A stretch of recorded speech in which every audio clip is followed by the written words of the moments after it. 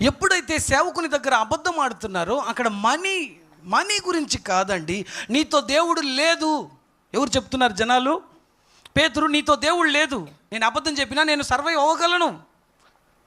వీళ్ళు ఏం చెప్తున్నారంటే దేవుడు పేతురుతో లేదనుకుంటున్నారు. ఒక సేవకుడితో దేవుడు లేదంటే ఆ చర్చికి వెళ్ళపాక అంటాను నేను. నీకు నమ్మకం లేకపోతే చర్చికి వెళ్ళపాక. ఎక్కడ దేవుడు నీతో మాట్లాడితే అక్కడికి వెళ్ళు అంట. దేవుడు లేని ఆరాధన ఏం ప్రయోజనం? ఒక సేవకుడితో దేవుడు లేదంటే మనం అందరం కలిసి ఆ సంఘం కోసం ప్రార్థించి పరిశుద్ధాత్మలో ఐక్యపడి సేవకులతో ఐక్యపడి అక్కడ దేవుడు వచ్చేలా చేయాలా.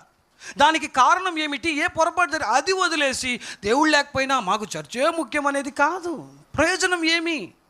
దేవుడు లేని ఆరాధన చేసి ఏం ప్రయోజనం? దేవుడు నాతో మాట్లాడకుండా నేను ఏం ప్రయోజనం? దేవుడు ఎందుకు నాతో మాట్లాడట్లేదంటే నువ్వు దేవుని దారిలో లేదు. దేవుని దారిలో లేనప్పుడు దేవుడు నీతో మాట్లాడలేడు.